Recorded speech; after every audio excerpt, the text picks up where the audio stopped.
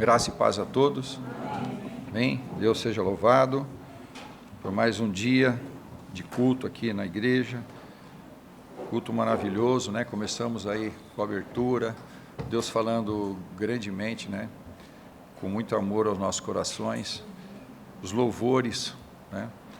Senti muita presença de Deus, né? Glorifiquei o nome do Senhor, porque Deus é bom e a sua misericórdia tem se renovado a cada dia em nossas vidas, amém? Então hoje eu quero falar aqui sobre Isaías 44, a palavra do Senhor, amém?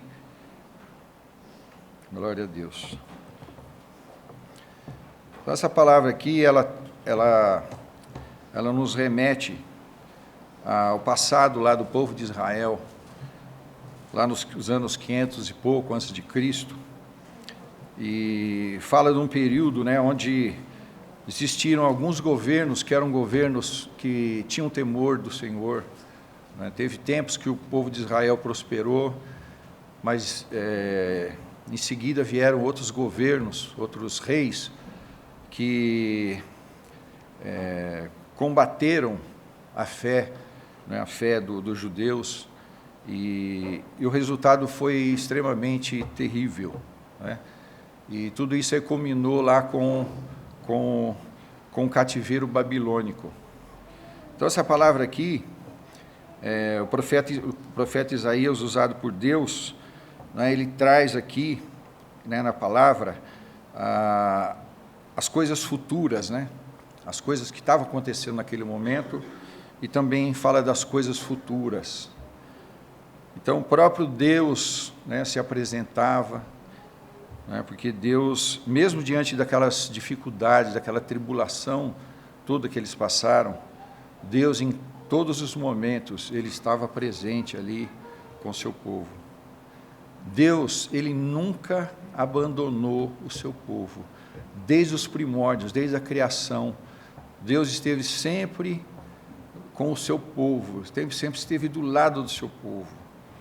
O problema é que o povo, muitas vezes, né, quando começava a prosperar, quando começava a ser autossuficiente, muitas vezes, o povo começa, né, talvez começa a se enfatuar muito e começa a achar que foram eles mesmos que, né, que providenciaram algumas coisas, e eles prosperaram, eles cresceram. E aí é que é o perigo, né? Quando o ser humano ele vai se afastando de Deus, quando ele vai se ensoberbecendo, vai se tornando autossuficiente, ele inicia uma queda, né? Então, muitas vezes, nós temos que ter esse termômetro em nós mesmos, dentro de nós, esse termômetro, né? E saber que nós somos dependentes. Por mais capacitado que nós somos, por mais inteligentes, por mais dom de adquirir riqueza, por mais dom de escrever livros, de aprender, né, tecnologias, nós temos que ter a humildade de saber que tudo vem de Deus. Amém?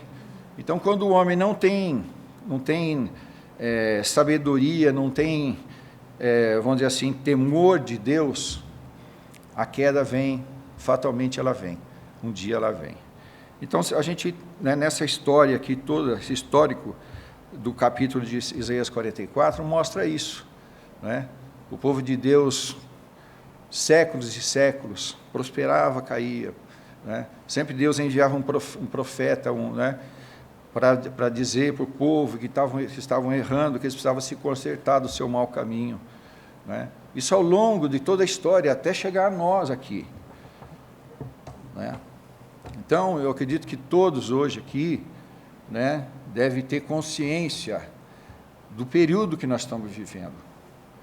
Aqui na palavra fala de um período que relata um tempo anterior, relata o tempo presente lá, quando o profeta estava escrevendo nessa parte aqui, esse versículo, esse capítulo, mas também fala das coisas futuras. Assim como Deus falou, né, com o povo de Israel, lá com o Jacó de Deus, né? Nós somos o Jacó de Deus, amém? Nós somos o Israel de Deus. Então, quando, né, essa mesma palavra, né, essa mesma conversa que Deus teve com o seu povo, né, através do seu profeta lá no passado, Ele também tem conosco aqui hoje, né? Então, o caráter de Deus é um caráter reto, é um caráter ilibado, né?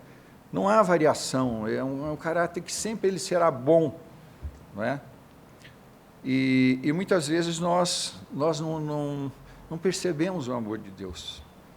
Às vezes nós estamos sendo agraciados, né, com o amor de Deus e nós não valorizamos. E muitas vezes isso nos leva a um afastamento de Deus. E aí vem a queda, vem sofrimento, vem jugos terríveis. Então, em toda a Bíblia, no Velho Testamento, não é? No Novo Testamento, há relatos de governos que estiveram sobre nós.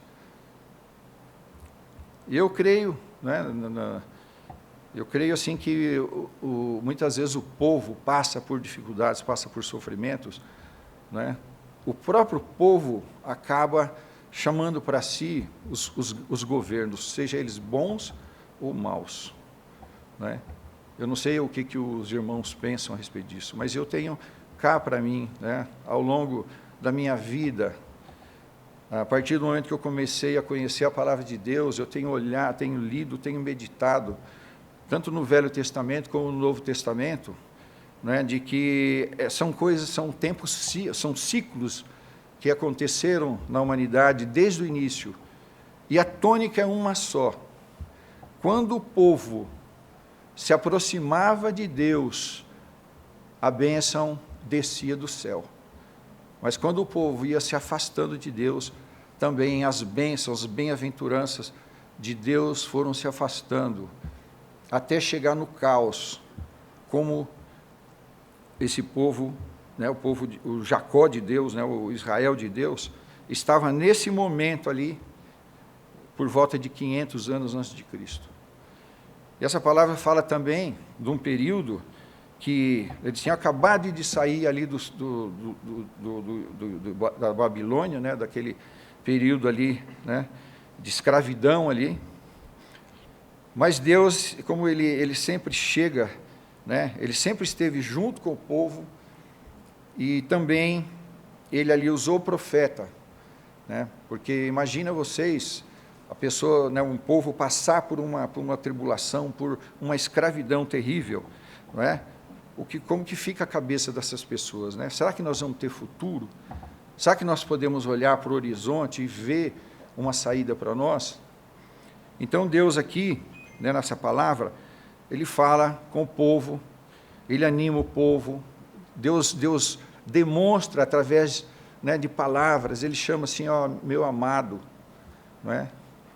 Então, quando Deus se aproxima, Ele sempre vem trazer para a gente, né, palavras para nos animar, muitas vezes até para exortar.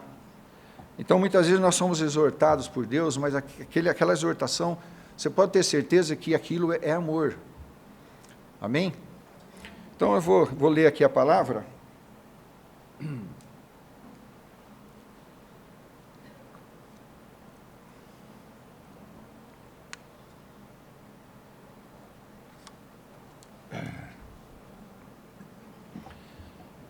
Além de estar calor, né? A gente, quando sobe aqui no púlpito, as pernas tremem e dá uma sede também. É terrível. Então vamos lá. Quem quiser acompanhar. Isaías 44 diz assim: agora, pois, ouve, ó Jacó, servo meu, ó Israel, a quem escolhi. Você é um Israel de Deus. Amém? Nós somos, não é, aquele povo que foi, né, quando Jesus, né, fez a obra, nós né, fomos acolhidos, né, como filhos. Amém? Assim diz o Senhor que te criou e te formou desde o ventre e que te ajuda. Não temas, ó Jacó, servo meu, ó amado, a quem eu escolhi. Você e eu, nós somos escolhidos. Amém? Só o fato de você estar aqui, ó, ouvindo a palavra de Deus, louvando a Deus, glorificando a Deus, é a maior prova de que você é um escolhido de Deus. Amém? Porque derramarei água sobre o sedento e torrentes sobre a terra seca. Derramarei o meu espírito sobre toda a tua posteridade e a minha bênção sobre os teus descendentes. Aleluia. Então é maravilhoso, né, a palavra, quando ela fala em descendentes, isso lembra família. Amém? Família significa continuidade, não é? Nossos filhos, os nossos netos, né? Eles continuarão a nossa existência. Se nós tivemos uma existência bendita na presença de Deus, né, é bom que os nossos filhos, os nossos netos, também tenham um segmento, né, servindo a Deus, tendo temor a Deus. Falou-se em temor a Deus. Amém? Então a palavra fala que o princípio da sabedoria, a prova do princípio da sabedoria é o temor de Deus. Se nós não temos temor de Deus, não é? Nem sabedoria, porque a sabedoria vai ser vã. Essa sabedoria será humana, não será divina. Amém? E a sabedoria que faz a diferença na vida do homem, né? Seja para ele adquirir riqueza, seja para ele se santificar e para conhecer as coisas do alto, as coisas de Deus elevadas, né? Que ao homem comum não né, muitas vezes, aquele homem incrédulo, por exemplo, ele não consegue atingir isso daí. E brotarão como a erva, como salgueiros junto às correntes das águas. Um dirá, eu sou do Senhor. Você pode dizer aí, se você é do Senhor? Eu sou do Senhor. Vai dizer, olha, eu sou do Senhor com toda a segurança, com toda, né, a certeza. Aleluia. Outro se chamará do nome de Jacó. Jacó foi o escolhido, né? Não é verdade? Então, de 2 filhos, né, de Isaac, Deus escolheu Jacó. Por quê? Porque o Jacó tinha um coração segundo o coração de Deus, né? O outro ainda escreverá na própria mão, vai gravar na mão, né? Eu sou do Senhor, e por sobrenome tomará o nome de Israel. Amém? Então, nós que, né, quando nós nos convertemos, nosso sobrenome muda, né? Então, o dia que eu me converti, eu não sou mais aquele Luiz, né, o velho Luiz. Eu sou o Luiz do Senhor. Amém? Glória a Deus. Assim diz o Senhor, Rei de Israel, o teu Redentor. Interessante que essa palavra aqui, ela remete, né, ao nosso Salvador. Lá do Velho Testamento, Deus já falando do seu Filho, Deus já falando, né, já anunciando aquele Salvador que veio, que já fez a obra e que hoje é a minha e a sua garantia de vida eterna. Assim diz o Senhor, Rei de Israel, seu Redentor, o Senhor dos exércitos. Eu sou o primeiro e eu sou o último, e além de mim não há Deus. Aleluia. Quem há como eu, que faço predições desde que estabeleci o mais antigo povo?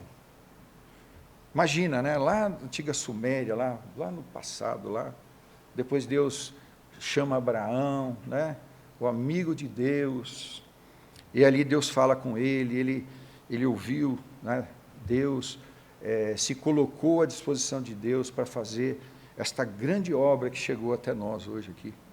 Amém? Que declare e o exponhas perante mim, que anuncie as coisas futuras e as coisas que hão de vir. Não vos assombreis, nem temais, acaso desde aquele tempo não vos fiz ouvir, não vos anunciei? Vós sois as minhas testemunhas. Há outro Deus além de mim? Eu creio que cada um de vocês cada um de nós, já pensou muitas vezes, né? Por que eu sirvo a Deus, né? Será que eu tenho alguma outra alternativa? Será que existe algum outro ser que eu possa servir, né? Que às vezes as pessoas assim acham que é difícil servir a Deus, né? Acha assim meio penoso, tal. E às vezes assim, né? O homem ele é tão falho que às vezes ele né? Tem aquela queda às vezes, né? Às vezes momentânea. Mas ele faz esse exercício, né? Esse raciocínio aí muitas vezes, né?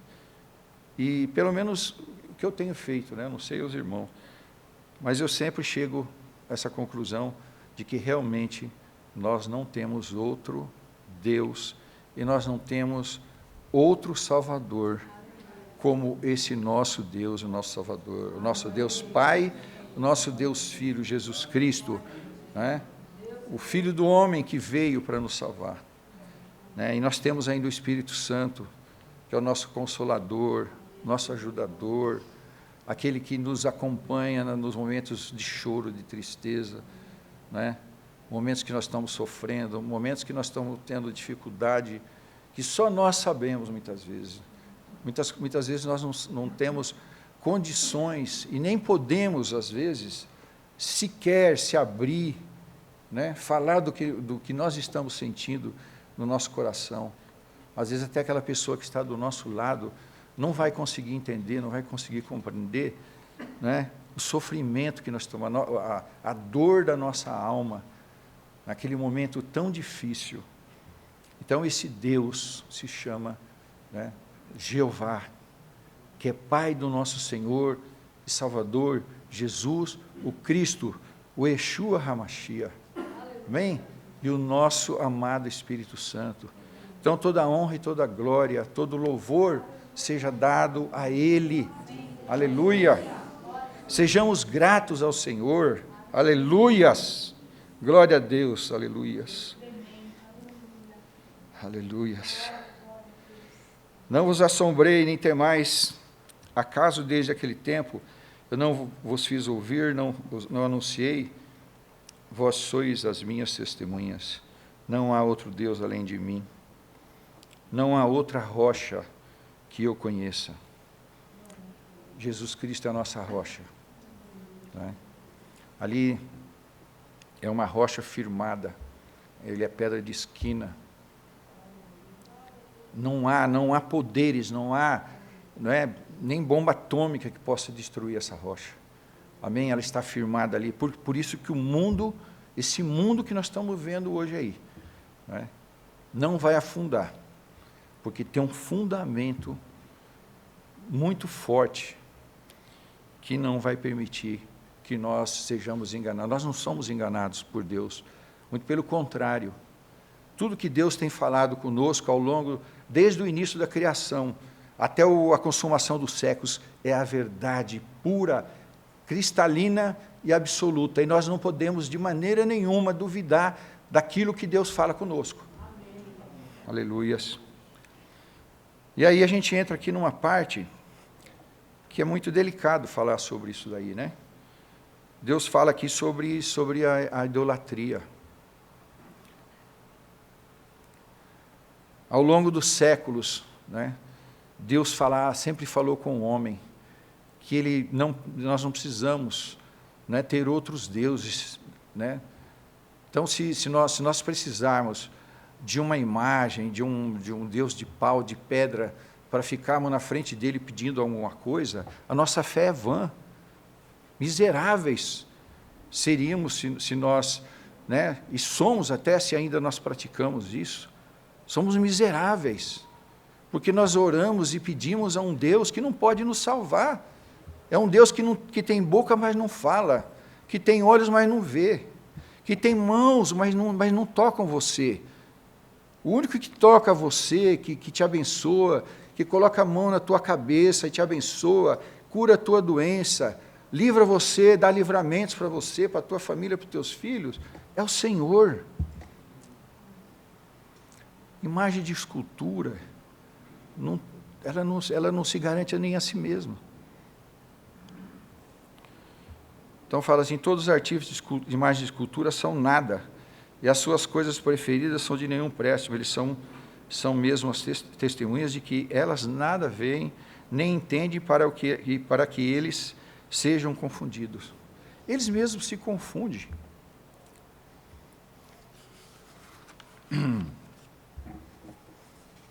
Eu vou até dar uma resumida aqui, né, porque é um pouco extensa a palavra, para a gente fazer, né, terminar o culto dentro do horário.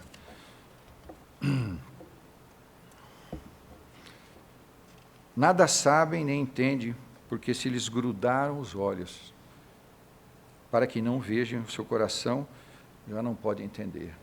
As imagens não têm coração, não têm mente, né? É uma coisa inanimada. Nenhum deles cai em si, já não há conhecimento nem compreensão para dizer: metade eu queimei e cozinhei pão sobre as brasas, assei sobre elas uma carne e comi. Então fez um churrasco ali, né, daquela sobra que você fez a imagem ali para adorar. Imagina a origem, né, do Deus. Imagina, você crê numa coisa, numa origem medíocre ali, que não tem, né, não tem vida, não tem ali coração. Tal homem se apacenta de cinza, o seu coração enganado o iludiu, de maneira que não pode livrar a sua alma nem dizer: não é mentira aquilo em que eu confio? Então é uma mentira nós confiarmos, né? Então, nos tempos modernos, essa idolatria de imagem, né, de pau, de pedra, foram substituídas por outras idolatrias modernas, e que muitas vezes nós, né, estamos desapercebidos. Algumas coisas talvez a gente esteja atentos, né? Você pode ver que hoje há comentários sobre essas coisas aí, mas a coisa evoluiu tão rapidamente. Então aquelas simples imagens que tinha de pau, de pedra, se tornou um turbilhão de coisas. Você olha hoje, você fala: meu Deus, a gente até se assusta, o coração da gente, sabe, bate forte. Por quê? Porque a gente vê, né, aquele que está ligado no trono de Deus, ele fica preocupado, não é? Quando nós temos família, como temos filhos, como temos netos, aquele que realmente é filho de Deus, ele se preocupa, ele fica intranquilo. Por mais fé que você tenha, por saber que Deus é provedor, mas isso nos leva a uma preocupação. E essa preocupação, muitas vezes, pelo menos tem sido assim comigo. Às vezes, assim, sei lá, às vezes até minha esposa não entende muito, mas não é, eu não durmo, entendeu? Eu não consigo dormir sabendo que estão acontecendo muitas coisas que podem levar meus filhos ou meus netos no futuro. E nós como cristãos, nós como pastores, como operadores, né, do reino de Deus, né, obreiros do Senhor, não podemos dormir, não podemos tosquenejar. Aleluia.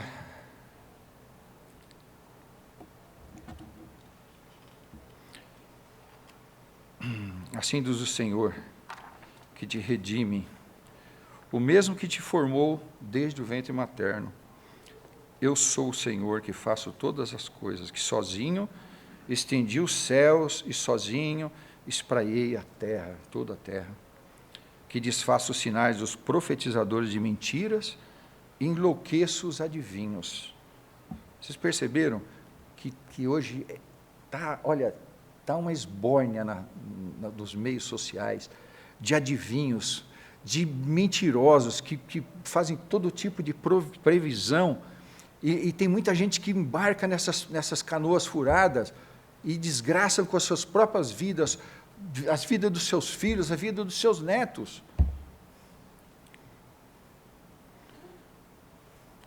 Que faço tornar atrás o sábio. Está cheio de sábio hoje. Em toda área que você pensar, está cheio de sábios. Não há humildade mais, não há sinceridade. Cujo saber converto em loucuras. Nós vamos acompanhar, será que nós vamos acompanhar esses sábios em si mesmos? Nós vamos botar os nossos filhos a acompanhar esse tipo de gente para ir para o abismo? Qual que é o destino desse povo? É ir para o abismo. Porque a sabedoria, o guia, o nosso guia é o Espírito Santo. Nós não podemos desaperceber, não podemos dormir. Temos que nós mesmos nos alertar e alertar aqueles que são nossos. Primeiro no nosso meio, na nossa família, nossos filhos. Às vezes a esposa, o esposo instrui a esposa, às vezes a esposa instrui o esposo, ambos instruem os filhos, instruem os netos. Não tem como ser diferente. Nós somos cristãos, nós temos compromisso com a verdade, nós temos compromisso com a palavra. Aleluia. Que confirma a palavra do meu servo e cumpre o conselho dos meus mensageiros. Deus está falando aqui já do próprio Cristo. Confirma a palavra do meu servo e cumpre o conselho dos meus mensageiros, que digo de Jerusalém, ela será habitada. Olha que quem conhece a história de Jerusalém, que já esteve lá e pôde ver aquela linda cidade, que coisa linda, que coisa maravilhosa, aquela cidade de ouro. À noite, assim, você olha de um alto, parece ela feita toda de ouro, é a coisa mais linda do mundo. E a gente sabe que a Jerusalém, ela foi destruída milhares de vezes já. Tamanha a ira do inimigo contra o seu povo escolhido. Por isso que nós temos sofrido, diuturnamente, nos nossos tempos, por isso que nós temos sofrido, a nossa alma tem até enfermado muitas vezes, da gente ver tantas coisas que estão acontecendo e a gente não pode fazer nada, muitas vezes. Mas podemos fazer uma coisa: confirmar a palavra de Deus e orar. Nós temos um joelho, 2 joelhos, nós temos 2 braços para levantar as mãos, nós temos uma boca para declarar que nós somos do Senhor. Amém? Aleluia. Aleluia. No versículo 1, Deus, no seu caráter de bondade e misericórdia, Ele quer demonstrar que Ele não quer mais se relacionar com o seu povo, muitas vezes rebelde. Não é aquele povo que age da maneira que Ele gostaria que fosse, mas Ele sabe que é rebelde, Ele sabe que muitas vezes ele quer falar com o seu povo, e o seu povo não quer ouvir às vezes. Ou se ouve por um ouvido, sai pelo outro, alguma coisa fica, outra, a maior parte sai, e a pessoa não toma atitudes. Ele quer demonstrar que Ele quer se relacionar com o seu povo, como Ele não quer mais se relacionar dessa forma, como se nós fôssemos adversários dEle. E que eles vivem, que nós muitas vezes litigamos, vivemos brigando com o Criador, querendo talvez impor, às vezes, até muitas vezes as orações parece assim absurdo, mas muitas vezes nós oramos errado, nós pedimos aquilo que não está de acordo com o coração de Deus, Mas Deus, Ele se aproxima do pecador e Ele deseja ser para nós o divino Redentor. Entendeu? Então, lá no início, Deus, eu creio que Deus, pensando sobre a redenção do homem, e quando Ele pensa no seu Filho, Ele pensou em quem? Em quem era o amor puro, absoluto.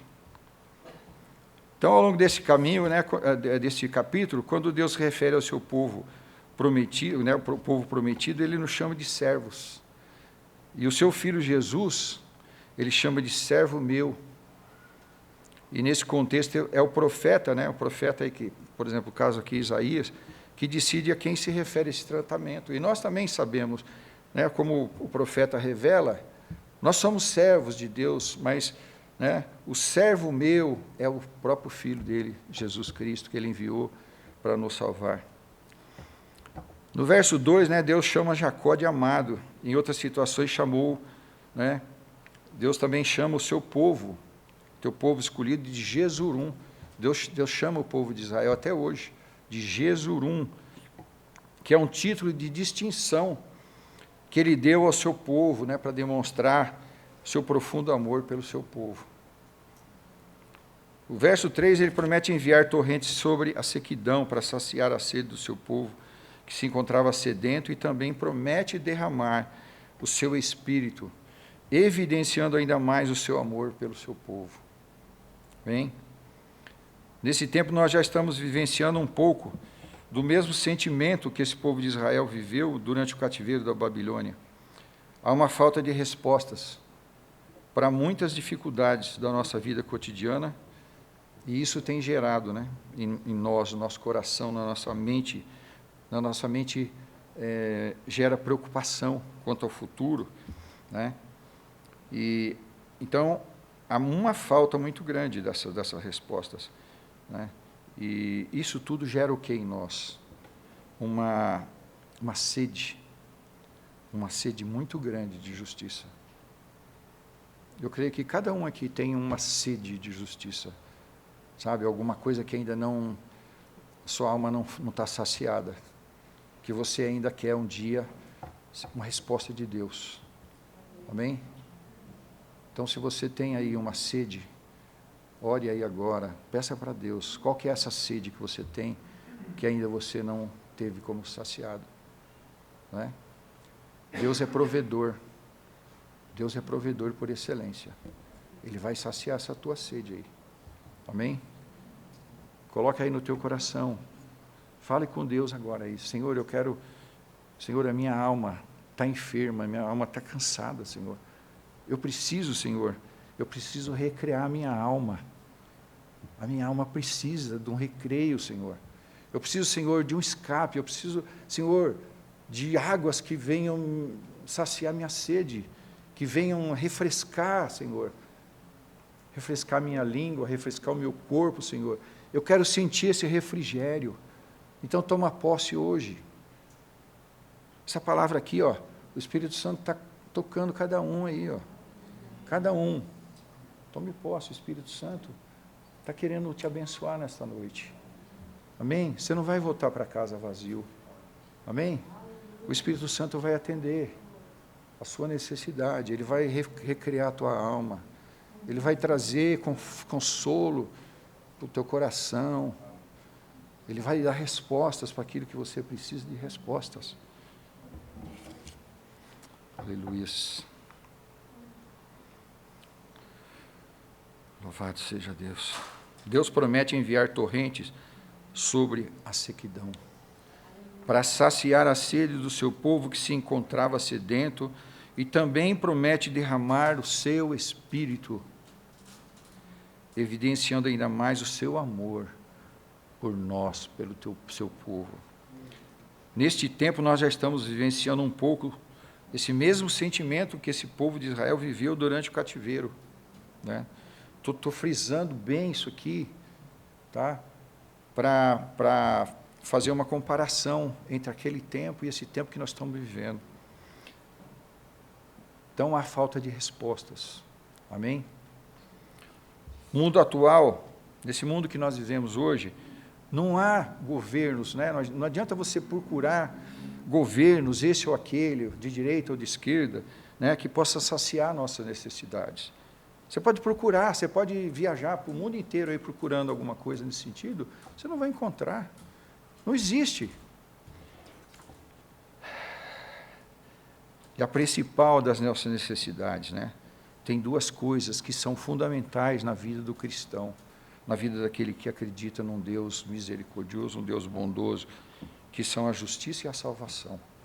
E nenhum governo, né? Ninguém poderá saciar essa sede para nós, porque nós precisamos tão somente daquele Deus único e verdadeiro, o Deus de Isaac, de Abraão, de Isaac e de Jacó, que chegou até nós temos Ele. Por que não lançamos mão desse Deus? Por que nós não lançamos mão dessa fé que vem de Abraão, de Isaac e Jacó? Por que nós não lançamos mão do Filho de Deus que veio para nós de graça? Essa graça está aí.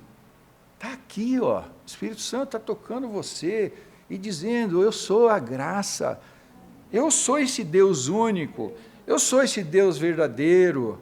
Você já tem. Acorda. O mundo não tem torrentes de águas que curam, que libertam, que matam a nossa sede de justiça, porque não tem um Deus forte, soberano, poderoso e misericordioso como o nosso Deus. No verso 5, esse verso nos remete, né, ao comportamento daqueles que se aproximam e se comprometem com Deus, né? Tiveram a sua sede de justiça, se aproximarem de Deus, né? E sentiram ali a presença daquele Deus, né, que realmente resolveu a sua causa, seu problema, né? Então, a justiça, talvez que essa pessoa procurava, essa justiça foi saciada, essa sede de justiça foi saciada. E como tal, passam a ser, né, isso é chamado na Bíblia de prosélitos, né? O prosélito, o que é? É aquele que abandona, que antigamente nós falava que é aquele que abandona alguma crença, né, e passa a servir e adorar um Deus único, né? No início lá era seguir a quê? O judaísmo, não é? Então era chamado de prosélito, que é o Deus de Israel, que chegou até nós pela obra salvífica de Jesus Cristo. Amém? Então nós somos prosélitos, nós né, abandonamos. Eu acredito que todo mundo tem a lembrança de quando foi que você, né, veio para o Evangelho, quando você chegou até Cristo, né, e onde você entregou a sua vida, você, né, fez uma confissão ali de que Ele fosse o teu Senhor, passasse a ser o seu Senhor e Salvador. Os prosélitos, né? Então, essa palavra prosélito ainda vem do grego, né, prosélitos, com Y, que, entre as outras coisas, significa estrangeiro. E também na Septuaginta tem o significado de estrangeiro e forasteiro de Israel. Nós somos esse povo que ninguém acreditava em nós, entendeu? Nós não tínhamos nada para oferecer para Deus. Nós éramos assim, insignificantes. E olha a importância que ganhou, né, a sua vida, né, o propósito de Deus se cumpriu na sua vida. Está aí, ó. Olha aí. Cada um. Deus tem um propósito na vida de cada um. Amém? Aleluia. No Novo Testamento, né, já aparece aqui pelo menos umas 4 vezes aqui, uma em Mateus e nos Atos dos Apóstolos também 3 vezes, falando sobre prosélito. Estou falando de nós. Quando nós nos convertemos com sinceridade a Cristo, nós passamos a fazer parte do povo eleito. E isso que eu vou falar é importantíssimo. Quando nós nos convertemos, passamos a ser chamados do Israel de Deus. Amém? Povo escolhido, nação santa. Nunca se esqueça disso. Não deixe que o inimigo sopre nos teus ouvidos e faça você entristecer e você ficar preocupado, né, com certas situações, achando que não vai ter solução. Amém? Porque eu vou repetir. Você é o Israel de Deus.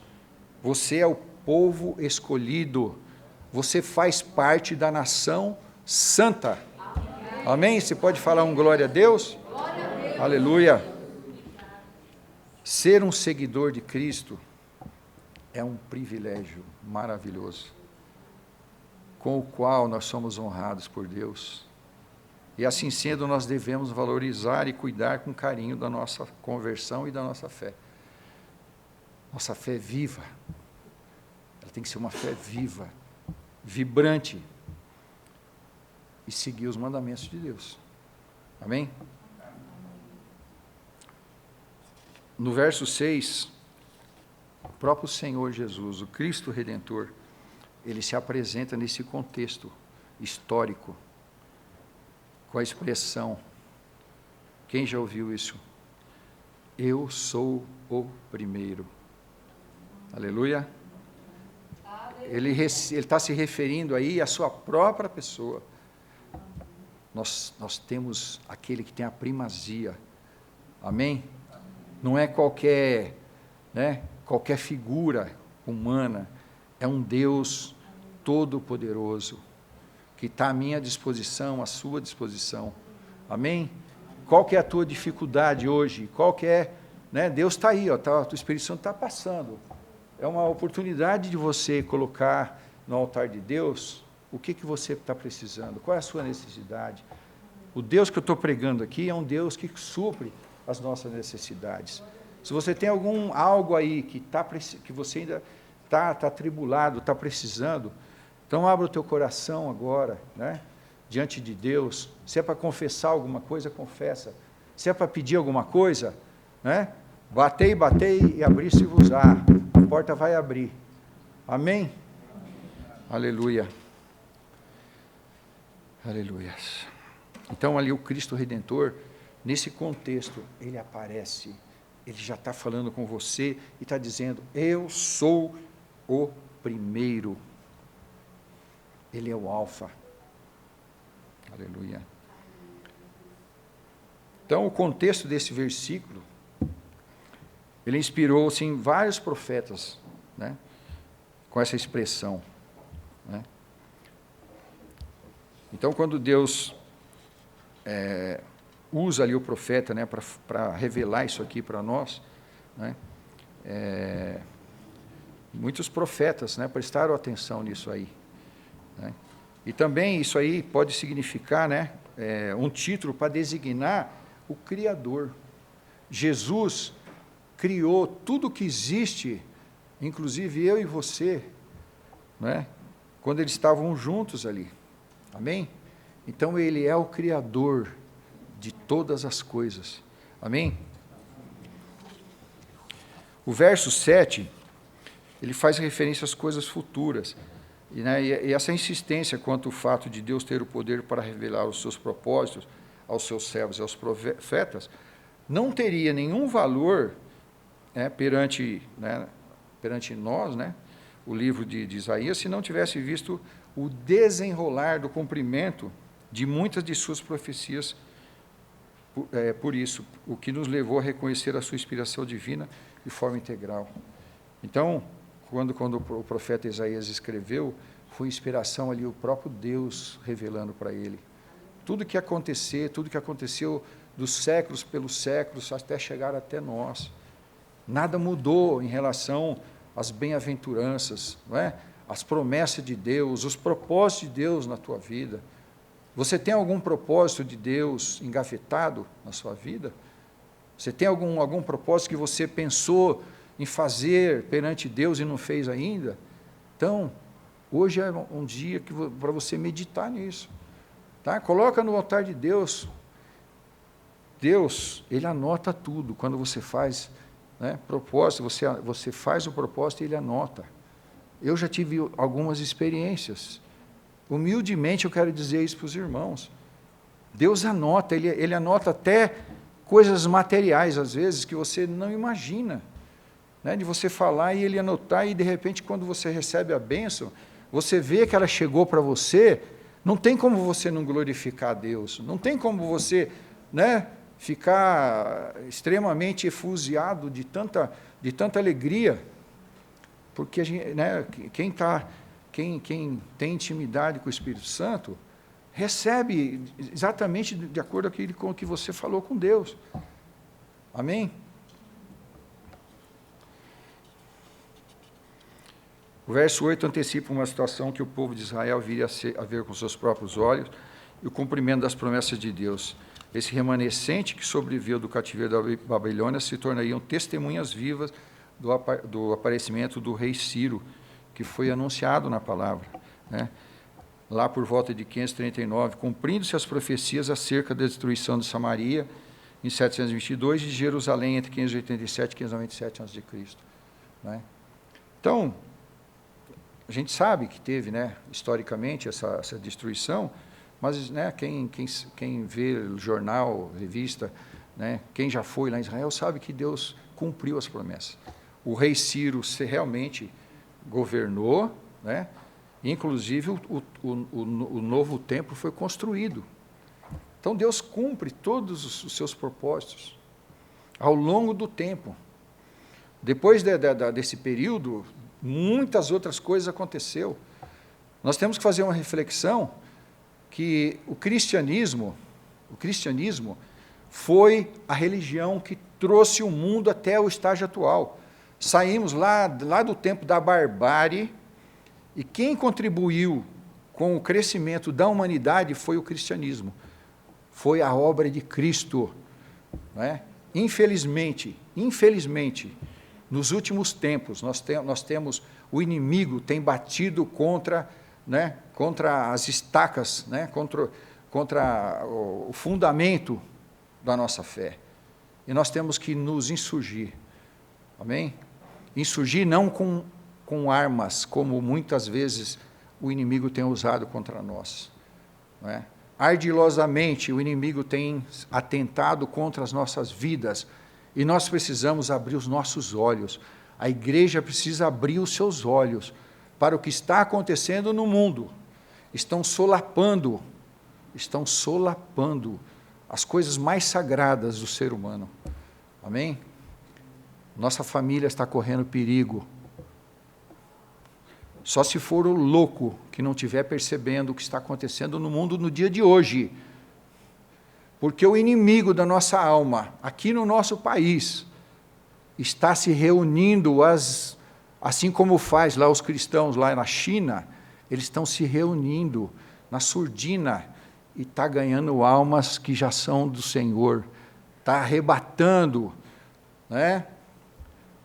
O lobo vestido de cordeiro está arrebatando almas, tentando anular o nosso trabalho, o trabalho dos pregadores que estão ganhando almas para Cristo, mas existe por trás o lobo devorador, que está ganhando almas que já eram de Cristo, estão seduzindo com coisas vãs, com coisas fúteis. Cuidado com seus filhos, cuidado com seus netos. Vigiai, é tempo de vigiar com os nossos filhos, os nossos netos. Aleluia. O verso 17, do 9 a 17, aqui eu já falei. Então, no mundo atual, como eu falei, sobre a idolatria, nós estamos perdendo nossos filhos e nossos netos justamente através dessa ferramenta de Satanás, que são, vou mostrar aqui para você alguns exemplos que eu coloquei. Então, naquela época, no tempo do Deus de pau de pedra, era mais fácil, porque você via ali, era palpável. Só que isso aí foi substituído por muitos ídolos que entram hoje pelos nossos olhos, através do celular. Nem tudo, mas entra muita coisa que o inimigo planta ali, sorrateiramente. Através da TV, programas onde as pessoas ficam ali confinadas. Eu fico abismado. Como tem seguidores cristãos, crentes, seguidores de pessoas que ficam lá dentro daquelas salas lá, passando as piores coisas, os piores exemplos para as pessoas. E as pessoas ficam ali, ficam seguindo, deixa de orar, deixa de conversar com a família, um momento ali de alegria, um momento de comunhão, de falar de Jesus, falar de Deus, falar da vida eterna, para ouvir aquelas porcarias, aquele lixo. E isso tem traído multidões, todo tipo de vídeo e áudios onde pessoas corrompidas que se intitulam formadores de opinião. Olha só, um nome bonito. O inimigo ele é astuto, ele usa essas coisas para corromper o povo de Deus. Influenciadores digitais. Meu Deus do céu. Eu tenho visto alguns para mim, me conscientizar mais ainda. Misericórdia, gente. E gente está cheio de seguidor, eu vejo lá, eu fico assustado. A gente faz, por exemplo, um culto aqui da igreja, você vê lá quantas pessoas assistiu, 500 no máximo, 1000, Quando é 1000 é recorde. Você pega esses casos aqui, esses vídeos, 150 mil, 200 mil, 300 mil. Agora, onde vai dar isso, gente? Vamos ser cristão consciente. Onde vocês acham que isso vai dar? E qual é o nosso papel aí? Quero fazer um parênteses aqui. O nosso papel é usar a ferramenta mais poderosa do mundo, chamada oração. Precisamos orar. Eu fico triste quando o pastor Juscelino, né, o irmão de Milson, o irmão Glauco aí, e outros irmãos que às vezes vêm aqui para a gente orar na quinta-feira. Eu fico triste. Falo, Senhor, o que esse povo está pensando, Senhor? O inimigo está aí destruindo tudo, desabando tudo, Senhor. Mas não vem orar.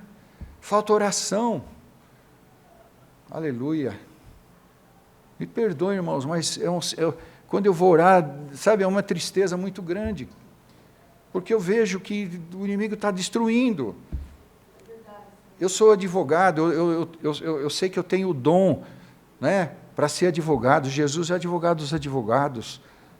Mas eu estou vendo tudo destruindo, toda uma estrutura do direito que tem origem lá no tempo ainda do tempo de Israel ainda, né, no tempo do direito romano, tudo está sendo destruído, está sendo virando cinza.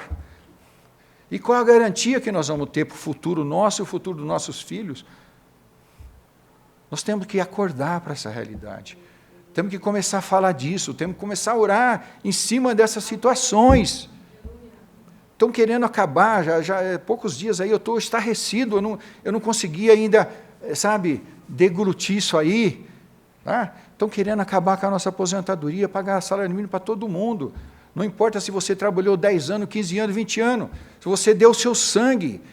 Eles estão querendo anular num simples decreto lá, sem respeitar a Câmara dos Deputados, o Senado. Gente, nós temos que acordar, é hora de acordarmos, igreja, acorda. Aleluia, Senhor.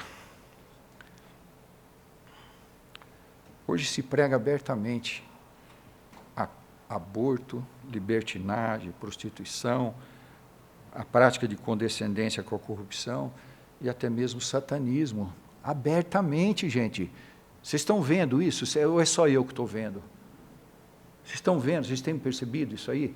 Vocês têm sentido na alma, no seu espírito, que o inimigo está fazendo isso contra você e contra mim, contra a minha família, contra a sua família, contra as coisas que você conquistou? Irmãos, o inimigo quer nos deixar a nada, a zero. Está repreendido em nome de Jesus. Ainda há tempo, gente, vamos orar, vamos clamar, vamos glorificar o nome do Senhor. Nós temos esse Deus que eu acabei de relatar para vocês, o Deus de Abraão, de Isaac e de Jacó. Ele não mudou, ele continua presente. Nós temos que clamar a Ele.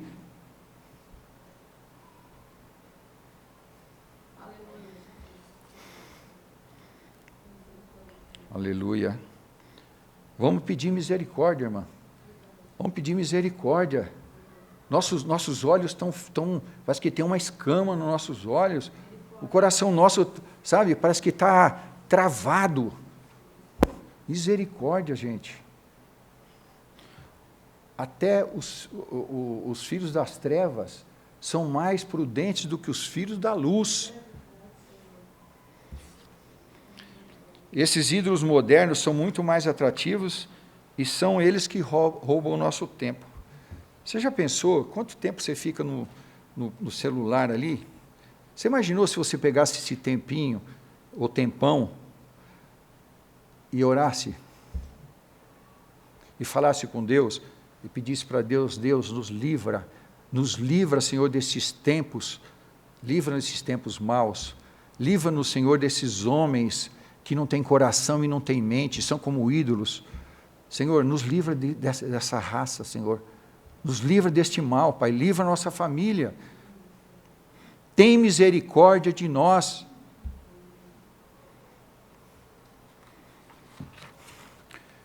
eles roubam a nossa energia. Você já percebeu quando você assiste uma coisa dessas, parece que o fôlego falta? Rouba a nossa alegria. Por que muita gente está entrando em depressão aí? Entra em depressão e não sabe o que está acontecendo? Eu sei, você sabe. Você conhece a palavra de Deus, você sabe, sim. Só que muitas vezes não acorda, né? Tudo isso rouba a nossa alegria, rouba a nossa energia. E por fim, o pior de tudo, ele está roubando a nossa fé. Porque se ele te coloca numa depressão, se ele tira as coisas que você tem, que você conquistou com sacrifício, a sua fé vai embora. É momento de acordar. É momento de orar sem cessar, para que a tua fé aumente e não diminua.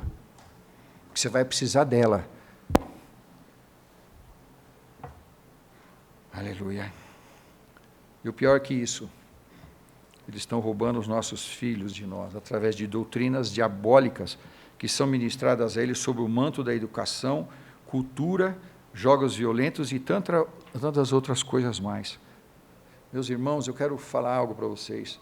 Eu fico estarrecido quando eu vejo que o MST está doutrinando nossas crianças com a teologia da libertação de Leonardo Boff. Gente, isso é terrível. Se nós nos acordarmos e não doutrinarmos os nossos filhos no caminho do Senhor, daqui a alguns anos, eles estão crescendo lá, bem longe daqui, tá? Em vários estados do Brasil, eles estão crescendo. Se nós não acordarmos, não vai demorar muito tempo. Eles vão estar aqui ao redor de nós, querendo doutrinar os nossos filhos e querendo subjugar os nossos filhos. E tudo aquilo que nós fizemos, tudo aquilo que nós cremos, foi por água abaixo. Então nós vamos ter que acordar e começar a orar, pedir para Deus repreender essas escolas malditas que estão corrompendo nossas crianças, a nossa sociedade.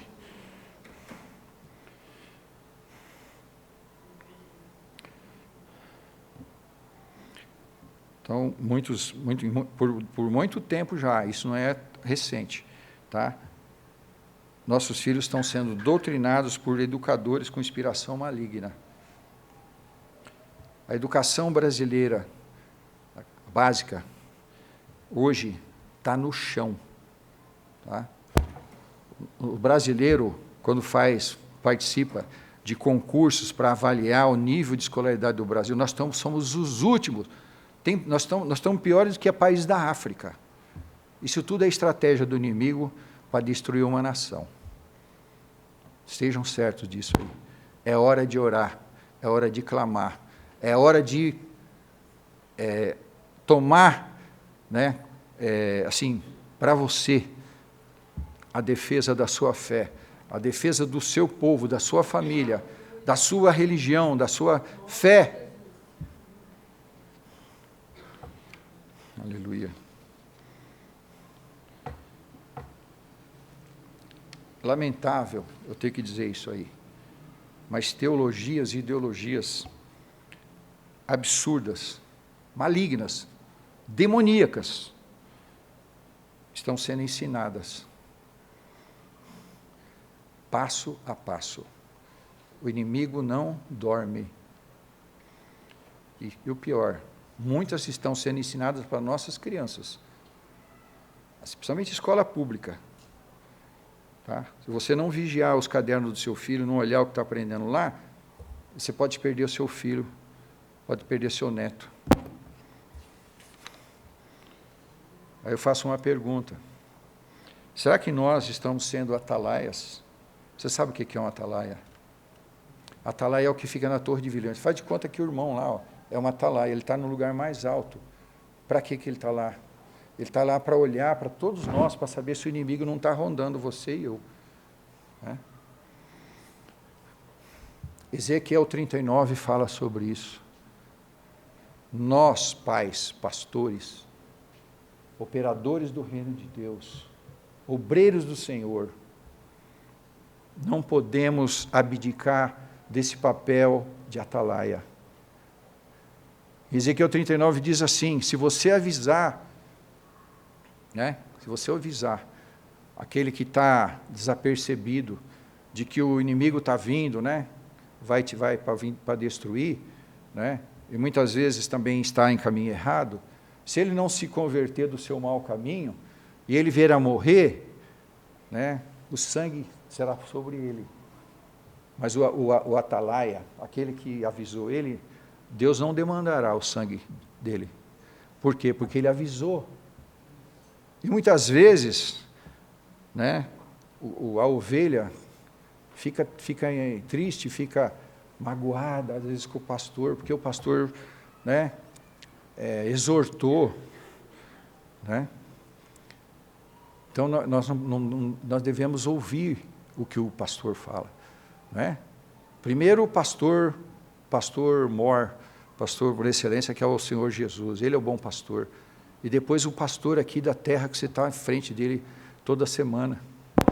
Tem que ouvir, vigiar, orar, né? Se desviar do mau caminho.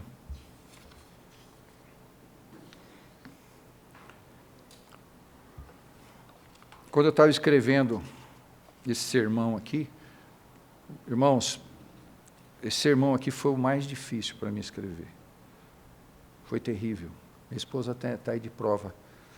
Tudo que você pode pensar que pode acontecer nos equipamentos que eu uso lá no computador para escrever isso aqui, impressora quase que arregaçou todinha, sabe? Eu estava assim em pânico, sério mesmo, dobrei o joelho e falei: Senhor, repreende, Senhor, em nome de Jesus.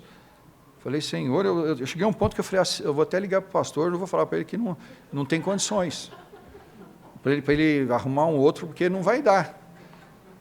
Aí o Senhor falou: não, eu sou contigo, você vai lutar aí, mas você vai vencer.